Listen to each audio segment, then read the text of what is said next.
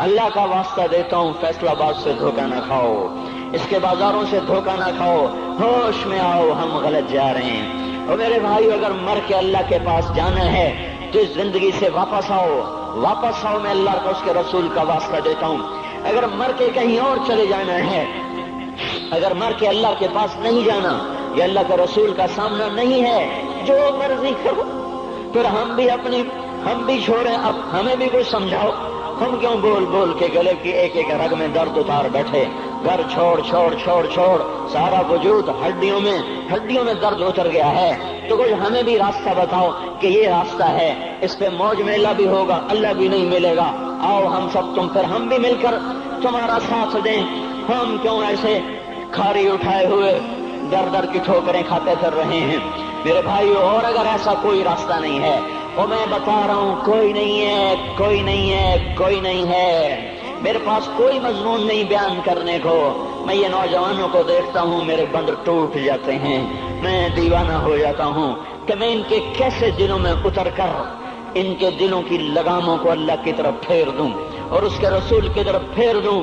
یہ جب گانے بجانے میں ڈوبتے ہیں، جب یہ رقص گاہوں کو چلتے ہیں، جب یہ تاجر غلط تولتے ہیں، اور جب یہ بینک سے قرضے لے کر لمبے لمبے نظام بناتے ہیں، پرائز بانڈ خرید کر دعائیں مانگتے ہیں، اللہ میرا بانڈ نکل آئے۔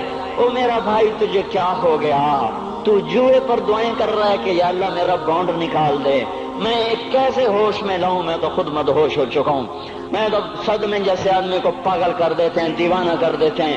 وہ دیوانگی کی کیفیت ہے کہ کوئی سنتا ہی نہیں، کوئی مانتا ہی نہیں۔ 4 دن کے تھوڑی دیر کے لیے ہائے ہائے کرتے ہیں، پھر وہی ڈگر، وہی راہیں، وہی غفلت، وہی صبحیں، وہی شامیں۔ کہاں سے کوئی آئے گا؟ کون سی آواز آئے گی؟ کوئی قیامت کے کڑکا کو سننا چاہتے ہو؟ کیا آسمان کے دھماکے سن کے توبہ کرنا چاہتے ہو؟ کیا آسمان کی بجلیوں کو کوندتا دیکھ کر پھر توبہ کرو گے؟ یا زمین کے کلیجے کو پھٹتا دیکھ کر پھر توبہ کرو گے؟ یا سمندر کی بفری موجوں کو چڑھتا دیکھ کر پھر توبہ کرو گے؟ یا ہواؤں کے جھکڑ بگولوں کو دیکھ کر پھر توبہ کرو گے؟ نہیں، پھر توبہ کا وقت نکل جاتا ہے۔ ابھی وقت ہے، ابھی ہم لوٹ آئیں، آ جائیں۔ قبروں کی وہ سیدگی یاد کرو، قبروں کے اندھیرے یاد کرو۔ اور میں آپ کو سنا رہا تھا، اس قبر نے مجھے روک لیا، اس کی ایک ایک مٹی کے ذرے نے مجھے کہا کچھ ادھر پڑھ دو، یہاں کوئی نہیں آیا۔ ہاں، کوئی نہیں آیا کرتا، کوئی نہیں آیا کرتا۔ یہاں علی فاطمہ جدا ہو گئے، باقی کون ہمیشہ رہ سکتا ہے؟ اور جب جدائیاں ہوتی ہیں پھر کیا ہوتا ہے؟ كأن لم تكن بيني وبينك خلة ولا حسن ود مرة في التبادل۔ پھر ایسا ہوتا ہے جب جدائیاں ہو جاتی ہیں، پھر یوں ہوتا ہے کہ جیسے کبھی کوئی آیا ہی نہ تھا، کوئی مل بیٹھا ہی نہ تھا، کوئی ماں نہ تھی، کوئی باپ نہ تھا، کوئی بھائی نہ تھا، کوئی سنگی نہ تھا، کوئی ساتھی نہ تھا۔ اس طرح انسان بھلا دیتا ہے اپنے جھمیلوں میں گم ہو کر، ہنسی مذاق میں گم ہو کر۔ میں اس قبر میں کھڑا پڑھتا جا رہا ہوں، اس کا کتبہ ٹیڑھا ہو چکا ہے زمانے کی گردش نے اور ماضی کے بے رحم گردش نے اس کے سارے کتبے کو کالا کر دیا تھا۔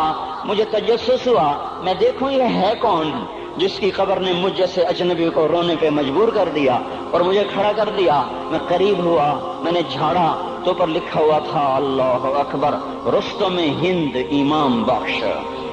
رستم ہند، جس کے لیے مہاراج قالین بچھاتے تھے، جس کو ہاتھیوں پہ سوار کروا کے لایا جاتا تھا، جس کے آگے پیچھے ڈھول بجتے تھے، اور جیسے آج کل یہ کرکٹ کے کھلاڑیوں کے آگے پیچھے خلقت ہوتی ہے، یہ وہ دور تھا جب پہلوانوں کے آگے پیچھے خلقت ہوتی تھی۔ آج اس کی خبر ویران ہو کر کہہ رہی ہے کوئی ادھر بھی تو پڑھ کے جب چلتا جائے، کوئی یہاں بھی تو کچھ تحفہ دیتا جائے۔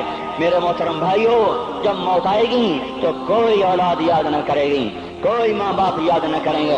مائیں لال بھول جاتی ہیں، ماؤں کو بچے بھول جاتے ہیں، ماؤں کو بچے بھول جاتے ہیں، باپ اولادیں بھول جاتے ہیں، بیویوں کو خامن مل جاتے ہیں، خامدوں کو بیویاں مل جاتی ہیں، یاروں کو یار مل جاتے ہیں۔ وہ تو ہم ہیں جو جا کے تہہ خاک سو جاتے ہیں، اکیلے تنہا زندگی کا سفر شروع ہو جاتا ہے۔ علی بن ابی طالب جیسا شاہ سوار، اللہ تعالیٰ کا مقرب محبوب انسان، جس کو اللہ کے نبی نے کہا علی تجھے بشارت ہو، جنت میں تیرا گھر میرے گھر کے سامنے ہوگا۔ اتنی بڑی بشارت अली तुझे मुबारक हो, जन्नत में तेरा घर मेरे घर के सामने होगा। इतनी बड़ी बशारत का लेने वाला, रोजाना की रात की फरियाद, मुझे तो पता नहीं कि मेरा ये बयान कबूल है कि मरदूद है। आपको पता नहीं आपकी आमद कबूल है कि मरदूद है। आज 25 रोजे रखते हुए हो गए, कुछ पता नहीं, अल्लाह ताला कबूल करेगा या रद्द कर देगा। बड़ी जात है, आज तक जिंदगी में कोई एक अमल भी नजर नहीं आता जिस पर हम दावा कर सकें ये काम तो मेरा अल्लाह को बड़ा पसंद आएगा और मेरी बख्शिश का सामान हो जाएगा। हम फकीर लोग हैं मेरे भाइयों, हमारी माइशत इतनी खराब नहीं हुई जितना हमारा ईमान खराब हो गया है। हमारा फकीर, उसका चूल्हा ठंडा हुआ है, हमें उसका दर्द है, लेकिन उसके चूल्हे ठंडे होने का इतना दर्द नहीं है जितना उसके ईमान की अंगीठियां सर्द हो चुकी हैं, जितना ये दर्द है, क्योंकि ये फकर मालदारों को भी हासिल है। ये फकर पूरी दुनिया पे छा चुका। मालदार भी फकीर हैं, दुकानदार भी फकीर हैं, ताजर जमींदार भी फकीर हैं। आज जो जितना बड़ा दुनियादार है वो ईमान का उतना बड़ा फकीर हो चुका है।